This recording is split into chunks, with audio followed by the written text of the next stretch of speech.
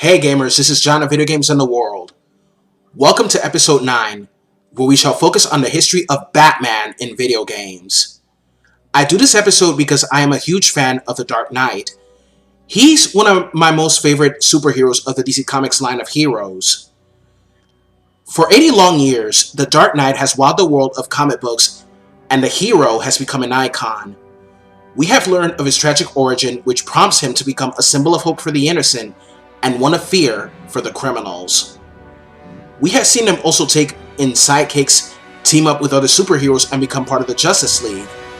Along the League, we saw him fight super criminals, alien invaders, and so on. Not to forget, we have seen so many incarnations of the character. Let us begin the story of the Dark Knight in video games.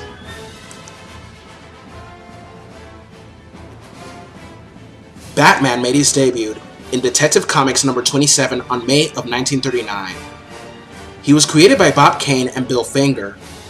In early 1939, the success of Superman in Action Comics prompted editors at National Comics Publications, the future DC Comics, to request more superheroes for its titles. In response, Bob Kane created the Batman. Collaborator Bill Finger recalled that Kane had an idea for a character called Batman, and he'd like me to see the drawings.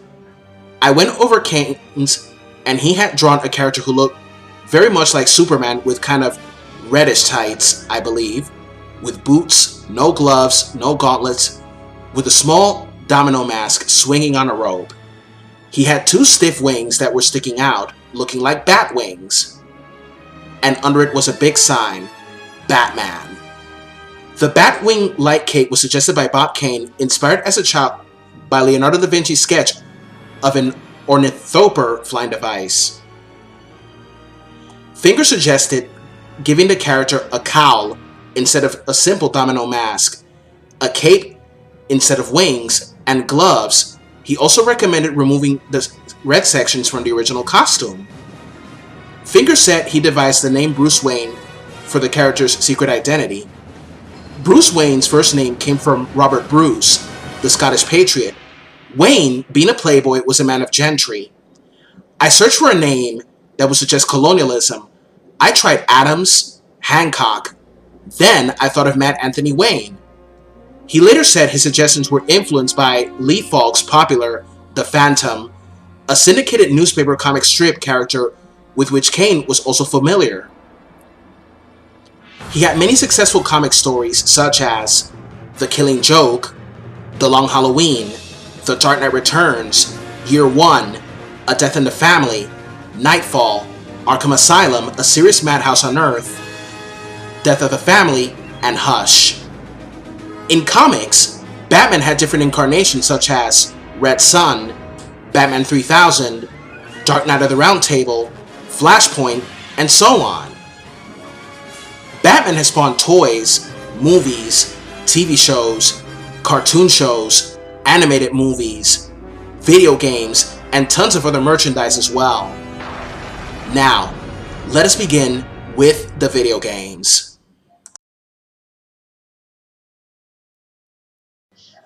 The very first Batman games came out for the Amiga, the ZX Spectrum, MSX, and Amstrad PCW.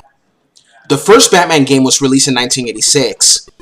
It is a 3D isometric action-adventure game by Ocean Software for the Amstrad PCW and CPC, ZX Spectrum, and MSX, and the first Batman game developed. The game received favorable reviews. An unrelated Batman game was released 2 years later, titled Batman: The Caped Crusader. Both games for their time had impressive gameplay and graphics. The first Batman game's concept was to rescue Robin by collecting the 7 parts of the Batcraft hovercraft that are scattered around the Batcave. The gameplay takes place in a 3D isometric universe, which programmer John Rittman and artist Bernie Drummond would further develop for 1987's Head Over Heels, and is notable for implementing an early example of a save game system that allows players to restart from an intermediate point in the game on the loss of all lives rather than returning all the way to the start. In this case, the point at which Batman collects a Batstone. As for its sequel, The Cape Crusader, it is an action-adventure game which uses unique style innovated by Jonathan Smith and Charles Davies to display the action as though it takes place in a comic book. This technique involved having each game location set in its own panel, often with a comic book style caption in the upper left corner, with inactive panels faded out behind the current active location. This concept was expanded upon by Sega's Comix Zone 7 years later. A further notable feature was the game was split into two independently playable parts, in which Batman is faced with two of his most well-known adversaries, a Bird in the Hand featuring the Penguin, and a Feat Worse Than Death, which involved the Joker. The gameplay involves Batman using punches and kicks and his Batarang in order to fight the villain's henchmen, as well as solving puzzles.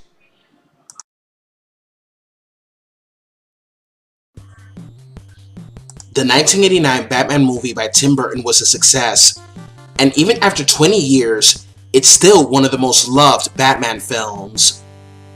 Tim Burton did such a fantastic job in making such a darker and grittier version of the hero. The 1989 movie also spawned a sequel in which we see a more twisted version of the Penguin and Catwoman as well. But these movies spawned video games for the NES, arcade, Sega Genesis, the Super NES, and more. Now, for the first film-based Batman game, we've seen different versions of it.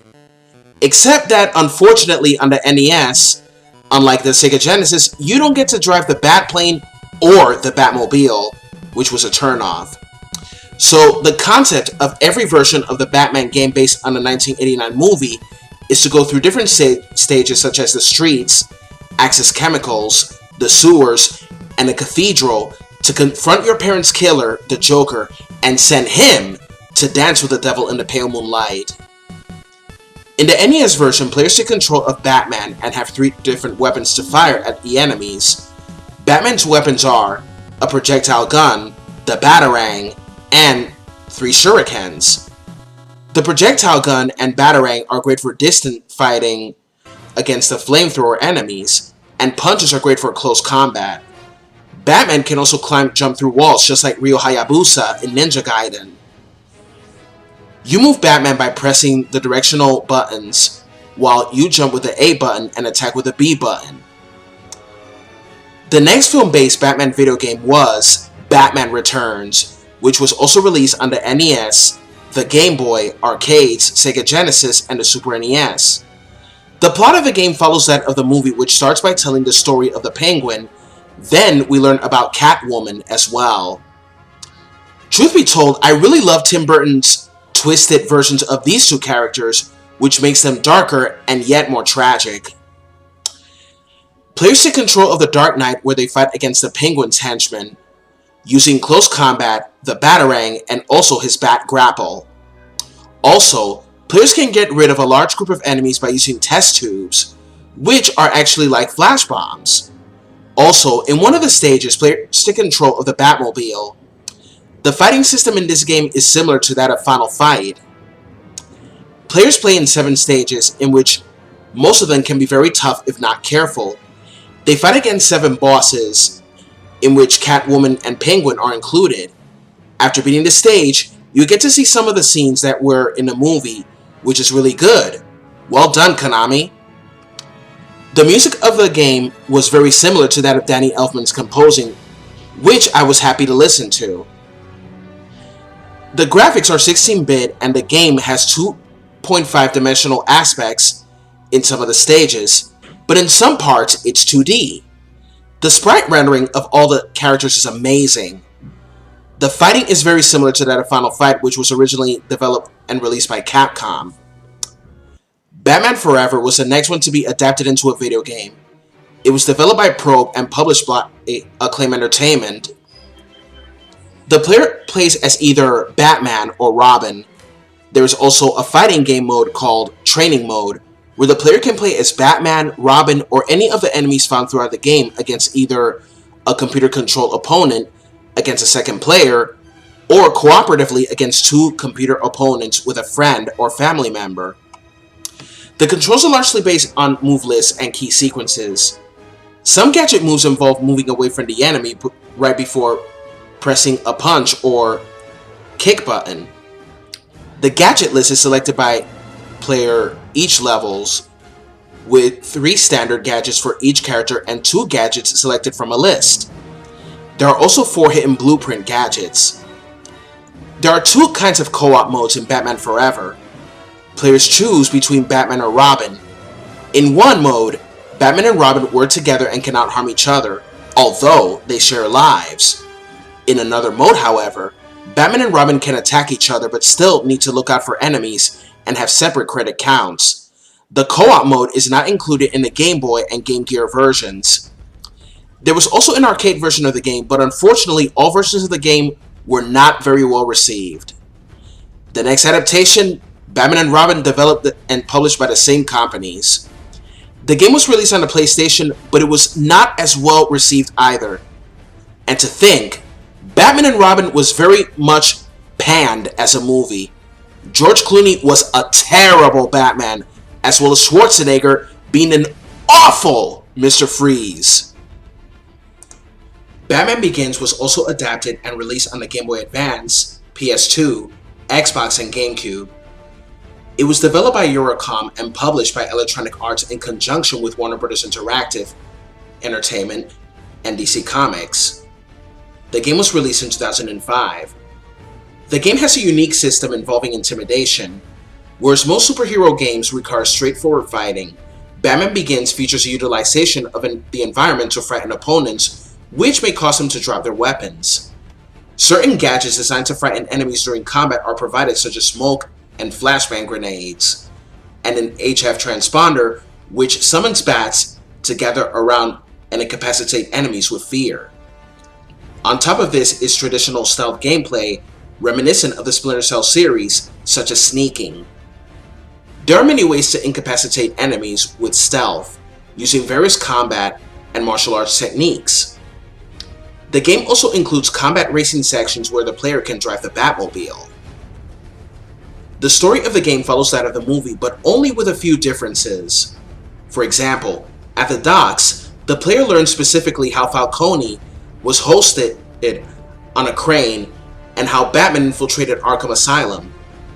It also presents a slightly alternate ending. Batman is forced to detonate the Batmobile in order to destroy the monorail tracks and stop Ra's al Ghul from reaching Wayne Tower with a microwave emitter, whereas in the film, Sergeant Gordon uses the Batmobile's missiles to destroy the tracks. 2 members of the film's crew made cameo appearances in the game. Wally Pfister, the film's director of photography, appears as a mob informant Batman interrogates, and Emma Thomas, producer of the film, appears as an Arkham psychologist. The only scene in the game that is not taken from the film is the second car chase with a tumbler, in which Batman attempts and fails to stop the theft of the microwave emitter that Ra's al Ghul will use in his attack on Gotham. Originally, there was going to be a video game adaptation of The Dark Knight, but unfortunately it was cancelled. The gameplay would introduce an open world style of gameplay. The cancellation of the game, however, would lead to the Arkhamverse series of games.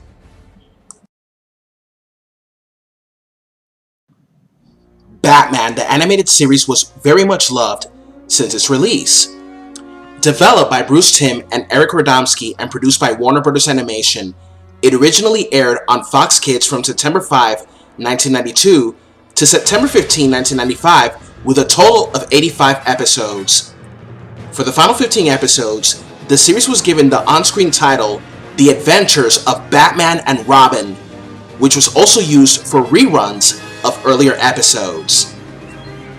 The series became the first in the continuity of the shared DC animated universe, spawning further animated TV series, feature films, toys, comic books, and video games with most of the same creative talent.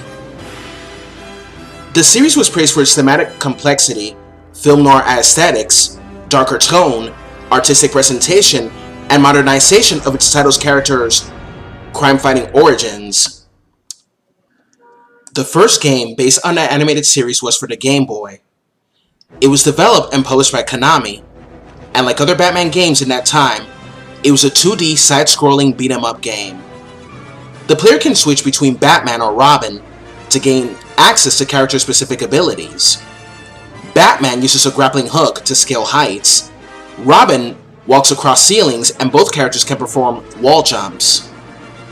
Major villains in the game appear as bosses, such as Penguin, the Joker, Catwoman, Scarecrow, the Riddler, Mr. Freeze, and Poison Ivy. The next game, published and developed by Konami as well, was The Adventures of Batman and Robin. For the most part, it is an action-adventure platformer in which the player controls Batman and follows him to the end of each stage, where a villain is set to appear.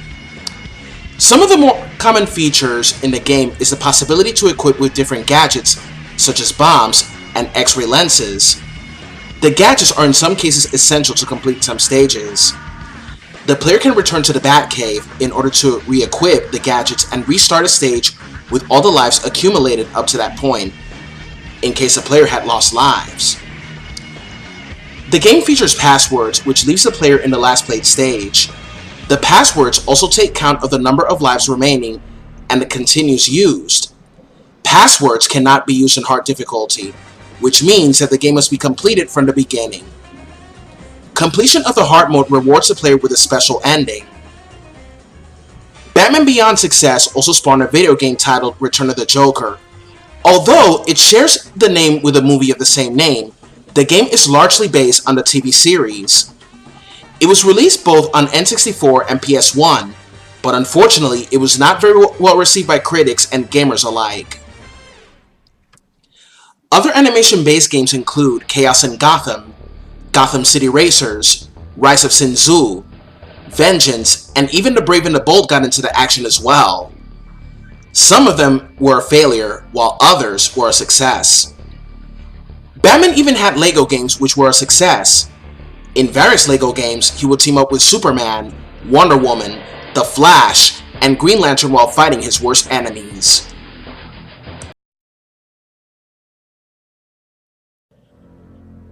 The Arkhamverse is one of the most well-known and most loved Batman game series of all time.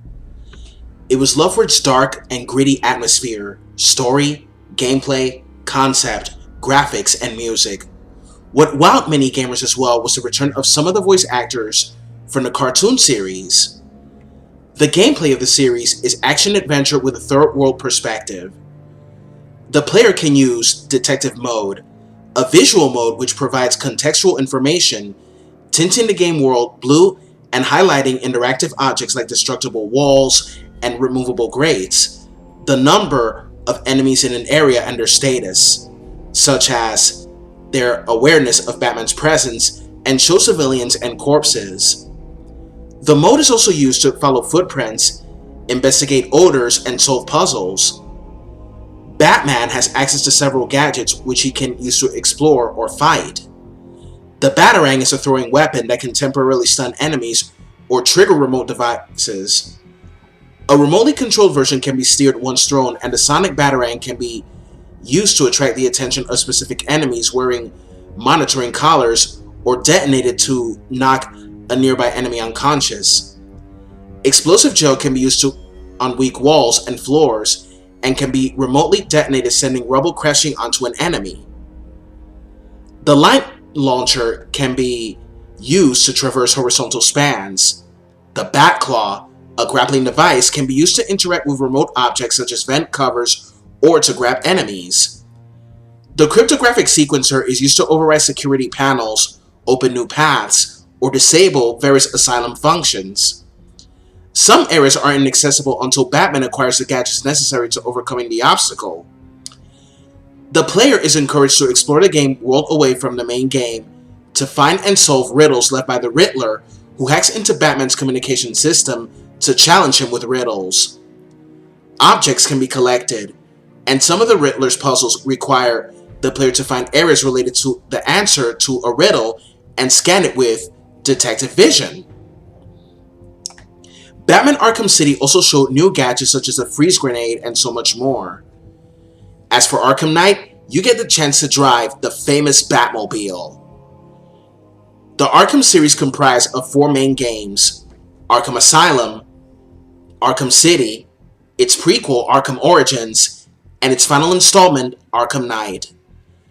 The Arkham City, Origins, and Knight games had DLC that gave players a nostalgic vibe with suits from the animated series, Batman Beyond, Earth 2, The Dark Knight Returns, the 1989 movie, the suit from the Dark Knight trilogy, the Batman vs. Superman suit, and many more. Batman Arkham Asylum, the first game in the series, is written by veteran Batman writer Paul Dini and developed by Rocksteady. Batman, trying to stop his arch-enemy, the Joker, who instigates an elaborate plot to seize control of Arkham Asylum and trap Batman inside with many of his incarcerated foes. With Joker threatening to detonate hidden bombs and unleash Titan, an experimental chemical based on Bane, around fictional Gotham City, Batman is forced to fight his way through the asylum's inmates and put an end to the plans of the Joker. Batman Arkham City, set 1 year after the events of Arkham Asylum, features a bigger cast of characters and a story written again by Paul Dini, along with Paul Crocker and Sefton Hill. Batman is incarcerated in Arkham City, a massive new super prison enclosing the decaying urban slums of Gotham City. He must uncover the secret behind the sinister scheme, Protocol 10, orchestrated by the facility's warden, Hugo Strange. Meanwhile, the Joker is dying due to the unstable properties of the Titan formula in his bloodstream. After he injects Batman with his blood, Batman must work to find a cure. Mark Hamill, who reprised his role of the Joker from the previous game, stated that Arkham City will be his last performance as the Joker, although he returned to perform the role again in Batman Arkham Knight. In Arkham City, players not only play as Batman, but also as Catwoman, Robin in Harley Quinn's Revenge, and also as Nightwing in challenge maps. DLCs include different suits such as the animated series suit, Batman Incorporated, The Dark Knight Returns, Batman Beyond, and so on. Batman Arkham Origins, a prequel set 5 years before the events of Arkham Asylum, is developed by WB Games Montreal and written by Assassin's Creed and Prince of Persia writers Corey May and Duma Wen and Shugs. This game is the first in the series to feature multiplayer gameplay, with that content developed by Splash Damage. The story follows a younger, less refined Batman who has a bounty placed on his head by Black Mask, drawing 8 of the world's deadliest assassins to Gotham City on Christmas Eve, while he also encounters the Joker for the first time. Roger Craig Smith and Troy Baker voiced Batman and the Joker respectively, who replaced Kevin Conroy and Hamill from the previous 2 games. Players in Arkham Origins have the chance to play as one of the young Batman's deadliest foes, Deathstroke. And no, it's not the Arrowverse Deathstroke. He's still cool though. DLCs include Earth 2 suit, Dark Knight of the Round Table, and even seeing Deathstroke in his Teen Titans outfit. Batman Arkham Knight, a sequel set 1 year after the events of Arkham City, was developed once again by Rocksteady and was released on the PlayStation 4, Xbox One, and Windows on June 23, 2015. The game sees the return of the supervillain Scarecrow, who unites several of Gotham City's greatest villains including Penguin, Two-Face, and Harley Quinn to destroy Batman. It is intended to be the final Arkham game by Rocksteady. Kevin Conroy reprised his role as Batman in the game, and Mark Hamill reprised his role as the Joker. Arkham Asylum and Arkham City were remastered into one game for the PS4 titled Batman Return to Arkham. It is unlikely that in the future we see a remastered version of Arkham Origins. There were also various Arkham games that were portable, such as Arkham City Lockdown and Origins for mobile, Arkham Origins Blackgate for the 3DS and Vita, and Arkham Underworld for the mobile. And then there's Arkham VR, which took place between Arkham City and Arkham Knight. The Arkhamverse has also spawned choice-driven graphic novels as well.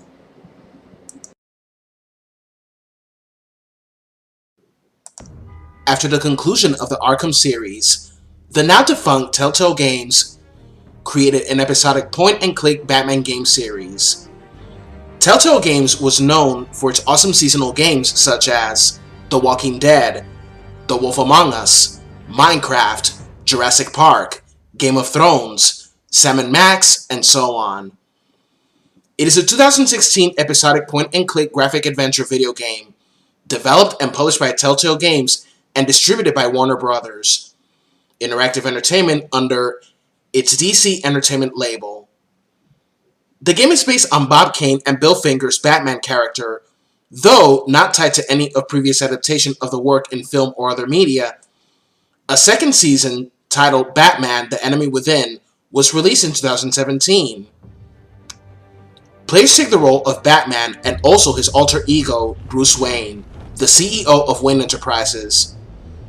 The gameplay is much like any other Telltale video game with elements such as choices and QuickTime events. However, the game's narrative is a fresh perspective for the current times that is not tied into the movies, the comics, or any other past video game titles. The game also has investigation sequences allowing the player to use Batman's detective skills to progress in the story. The series also introduces a new feature called Crowd Play, available on both the PC and console versions of the game. Crowd Play allows the game to be watched by an audience who can participate in the decision-making process. When this feature is active, the player provides their audience with a link to Telltale's website with a unique code to participate in that session through any web-enabled device. These additional players are given the option to vote at the game's decision points, with the results presented to the main player to judge what decision to make. Optionally, the main player can have the game automatically take the most popular decision for them. Batman: The Telltale series takes place in Gotham City, a city governed by crime and corruption. The time period which the series is set seems to be the mid to late 2010s, with technologies such as drones and smartphones being used by characters, though a majority of the plot takes place in various areas of the city. The player visits several different landmarks on multiple occasions, including Wayne Manor, the Batcave, Gotham City Hall, GCPD headquarters, and Arkham Asylum. The story of the first season centers around Batman, who must deal with the threats from the children of Arkham, while as Bruce Wayne he must also deal with the allegations against his late parents. In the sequel, a year after the defeat of Lady Arkham and the Children of Arkham, Batman is brought into conflict with a group of criminals known as the Pact. At the same time, a government organization known as the Agency arrives in Gotham to combat the Pact, with its director Amanda Waller causing trouble for both Bruce Wayne and Batman. Bruce also becomes reassociated with former Arkham Asylum patient John Doe, whose future is decided by the choices he makes. The Telltale games received mixed to positive reviews. Critics praise the graphics, the action sequences, atmosphere, portrayal of the character, and the story. But the presence of technical issues and Troy Baker's performance as Batman was criticized, and reception to the game's story was generally mixed. The second season was an improvement over the first for the same reasons as well. If Telltale was not defunct, there could have been a third season in the same manner that Game of Thrones could have had a second season, and it would have been great to see Telltale and Netflix teaming up for a Stranger Things video game. We all wear masks. There were other games such as Return of the Joker by Sunsoft. Return of the Joker is not a sequel to the 1989 game based on the film. It is entirely self-contained and based on the more modern comic book iteration of Batman. Each version of the game is essentially the same in storyline and format. The story begins with the Joker escaping from Arkham Asylum, and with various henchmen and mercenaries plots to destroy Gotham City by targeting it with missiles with warheads that are filled with his deadly Joker gas from his secret island base. Batman must survive several side-scrolling levels as well as defeat 5 boss levels to ensure that Gotham is safe. Batman is armed with a utility belt that allows him to collect various types of icons throughout the stages in order to shoot different types of batarangs and projectiles. Batman only has one type of batarang in the Game Boy version. The console version of the game uses a password feature which allows players to return to any non-boss level which they have previously reached. The Game Boy version allows the player to select a level at the start of the game. Dark Tomorrow for the Nintendo GameCube is a linear, stealth-based action game in which players control Batman as he fights crime. Batman is equipped with several of his tools such as batarangs, smoke bombs, and grappling hooks.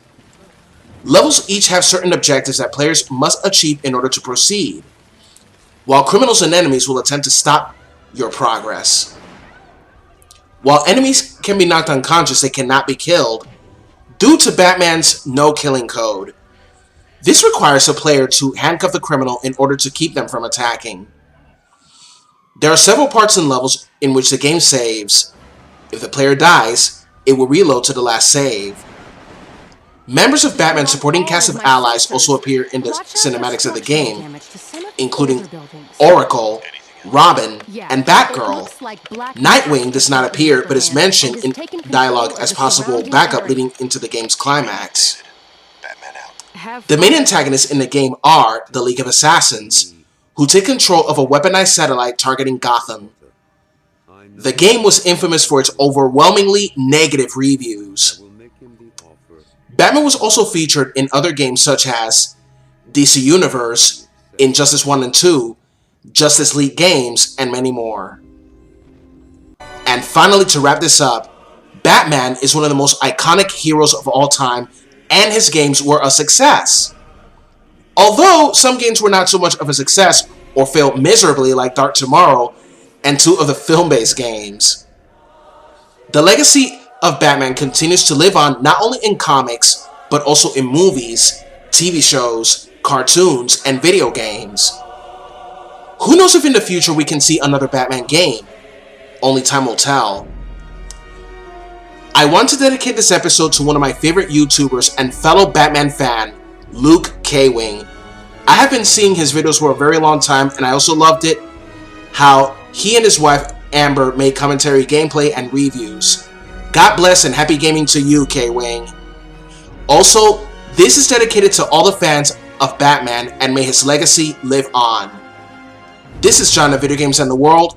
Have a good one. Bye-bye.